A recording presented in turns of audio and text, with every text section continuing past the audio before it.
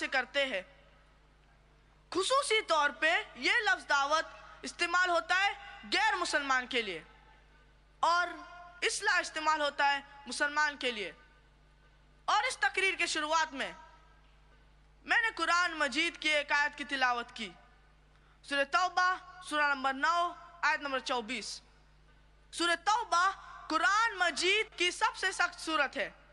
کیوں میں کہہ رہا ہوں کہ سورہ توبہ قرآن مجید کی سب سے سخت سورت ہے؟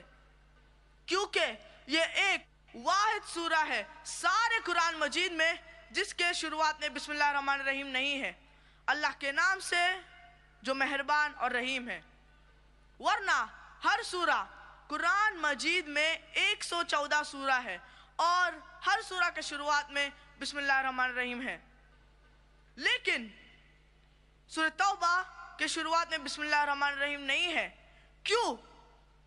مثال کے طور پہ اگر آپ اپنی اہلیہ کے ساتھ یا اپنی والدہ کے ساتھ ممبئی کے سڑک پہ چل رہے ہیں، مشہور سڑک لنکنگ روڈ، اور اگر ایک لفنگا آپ کی اہلیہ کا یا آپ کی والدہ کا ہینڈ بیگ چھین کر بھاگتا ہے، آپ کیا کریں گے؟ بٹ نیچرل آپ اس کا پیچھا کریں گے، اور جب آپ اس لفنگے کو پکڑیں گے تو آپ نہیں کہیں گے السلام علیکم ورحمۃ اللہ وبرکاتہ، بس آپ نہیں کہیں گے بسم اللہ الرحمن الرحیم، آپ کہیں گے اے بھائی صاحب ہینڈ بیگ واپس دو نا گردن توڑ دوں گا، اے بھائی صاحب ہینڈ بیگ واپس دو نا ٹانگ توڑ دوں گا۔ آپ موضوع پہ فوراً آئیں گے، آپ نہیں کہیں گے بسم اللہ الرحمن الرحیم السلام علیکم، آپ موضوع پہ فوراً آئیں گے۔ اسی لیے کچھ مفسرین کہتے ہیں کہ اللہ سبحانہ وتعالی پہلی چند آیتوں میں ذکر ہوتا ہے ایک معاہدہ مسلمان اور مشرک مکہ کے بیچ، اور یہ معاہدہ ایک طرفہ مشرکوں نے توڑ دیا تھا۔ جب اللہ سبحانہ وتعالیٰ وہ نمبر 5 پہ آتے ہیں تو اللہ سبحانہ وتعالیٰ کہتے ہیں کہ میں آپ کو 4 مہینے کی مہلت دیتا ہوں ورنہ اعلان جنگ۔ اور جب اللہ سبحانہ وتعالیٰ مشرکوں کو تنبیہ دیتے ہیں تو اللہ سبحانہ وتعالیٰ موضوع پہ فوراً آ جاتے ہیں۔ اسی لیے کچھ مفسرین کہتے ہیں کہ سورہ کے شروعات میں بسم اللہ الرحمن الرحیم نہیں ہے، اور جب اللہ سبحانہ وتعالیٰ ورس نمبر 24 میں ذکر ہوتا ہے سورہ توبہ سورہ نمبر 9 آیت نمبر 24، اللہ سبحانہ وتعالیٰ اب ہم مسلمان سے مخاطب ہے۔ اللہ سبحانہ وتعالیٰ فرماتے کل ان کان آباؤکم، کہو چاہے وہ آپ کے والد ہو، وہ ابناؤکم یا آپ کے بیٹے ہو، وہ اخوانکم یا آپ کے بھائی ہو، وہ ازواجکم یا آپ کے بیویاں ہو، وہ عشیرتکم یا آپ کے رشتہ دار ہو۔ اللہ سبحانہ وتعالیٰ کہہ رہے ہیں آپ کس سے محبت کرتے ہیں، چاہے وہ آپ کے والد ہو، آپ کے بیٹے ہو، آپ کے بھائی ہو، آپ کے بیویاں ہو، آپ کے رشتہ دار ہو۔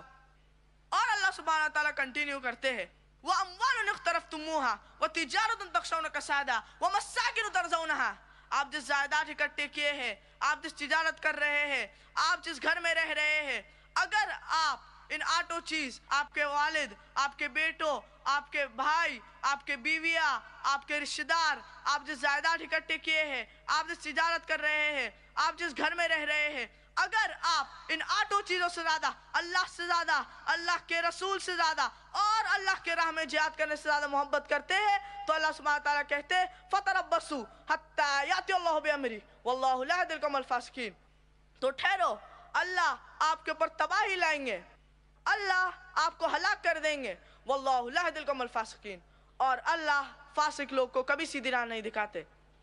اکثر ہم مسلمان سے پوچھتے ہیں، اور میں آپ سے یہ پوچھنا چاہتا ہوں کہ اس سارے کائنات میں آپ سب سے زیادہ محبت کس سے کرتے ہیں؟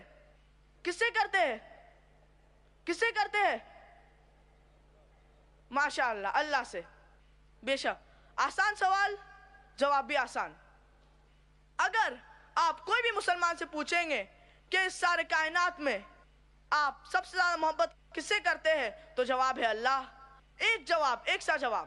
میں آپ سے پوچھنا چاہتا ہوں کہ اگر آپ ایک صبح اپنے گھر سے نکلتے ہیں اپنے کام پہ، اور اگر آپ کا پڑوسی آپ کی والدہ کو سے بری بات کرتا ہے، آپ کی والدہ کو بہت گالیاں دیتا ہے، آپ جب शाम में वापस लौटते हैं तो आपको पता चलता है कि आपका पड़ोसी आपकी वालिदा को बहुत गालियां दिया बिना वजह, तो आप क्या करेंगे?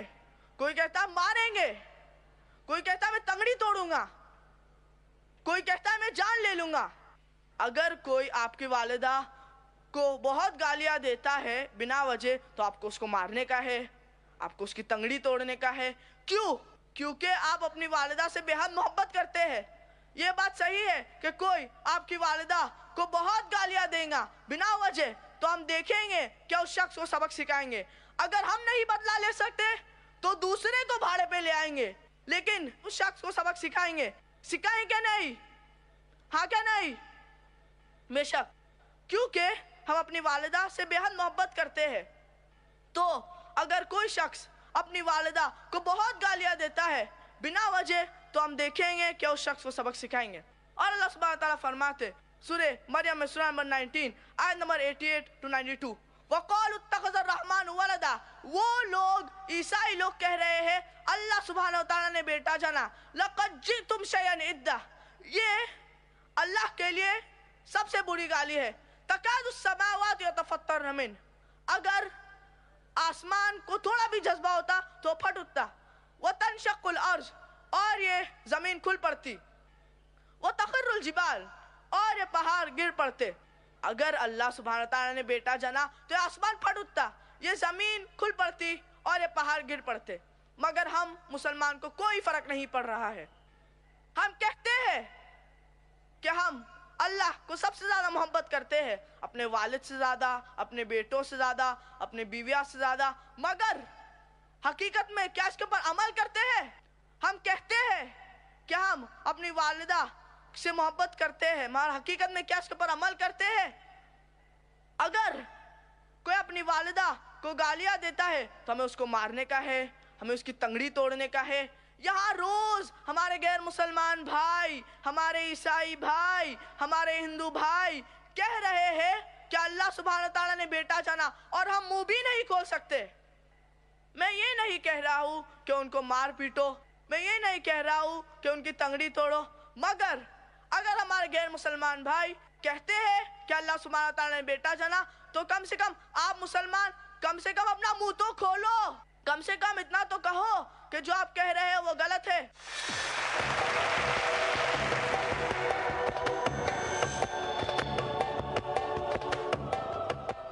दावत हमारा फर्ज है, हम इस फर्ज को भूल चुके हैं। हमारा फर्ज है कि हम इस्लाम का पैगाम गैरों तक पहुंचाए।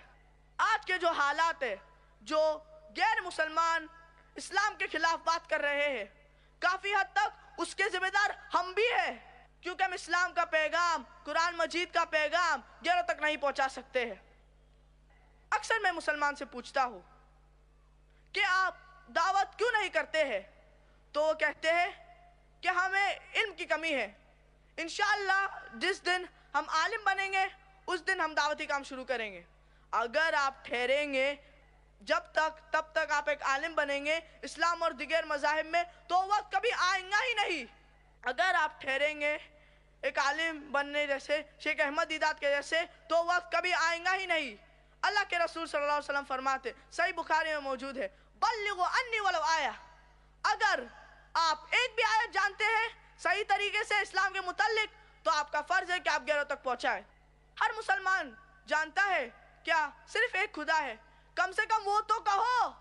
हर मुसलमान जानता है क्या अल्लाह के आखिरी पैगंबर मोहम्मद सल्लल्लाहु अलैहि वसल्लम है, कम से कम वो तो कहो। और अल्लाह सुब्हानहू व तआला फरमाते सूरह अल असर में, सूरह नंबर 103 आयत नंबर 1 से 3, वल असर इन्नल इंसान लफी खुस्र इल्ला लजीना आमनु व अमिलुस सॉलिहाति व तवासौ बिल हक़्क़ि व तवासौ बिस सब्र। लोग खसारे में है, सिर्फ वो लोग खसारे में नहीं है, इल्ला लजीना आमनु, जो लोग ईमान रखते हैं, व अमिलुस सॉलिहात, और जो अच्छे अमाल करते हैं, व तवासौ बिल हक़्क़ि व तवासौ बिस सब्र, और जो लोगों को अल्लाह की तरफ बुलाते हैं और जो लोगों को सब्र की तरफ बुलाते हैं। अगर एक आदमी को जन्नत पाने का है तो 4 चीज जरूरी है, ईमान, अमलुस सॉलिहात, दावत देना और लोगों को सब्र की तरफ बुलाना। अगर इन चारों चीजों में से एक भी चीज गायब है تو ایک آدمی جنت میں نہیں جا سکتا ہے۔ اگر آپ نماز پڑھتے ہیں، آپ زکوٰۃ دیتے ہیں، آپ حج پہ گئے ہیں، مگر آپ دعوتی کام نہیں کرتے تو آپ جنت میں نہیں جا سکتے ہیں۔ اگر اللہ چاہے آپ کو معاف کرنا چاہے تو اللہ کے اختیار میں، جیسے کہ اللہ سبحانہ تعالیٰ فرماتے سورہ نساء میں سورہ نمبر 4 آیت نمبر 64 اور سورہ نساء سورہ نمبر 4 آیت نمبر 116، اگر اللہ چاہے تو کوئی بھی گناہ کو معاف کر سکتا ہے، لیکن شرک کو کبھی نہیں معاف کرے گا۔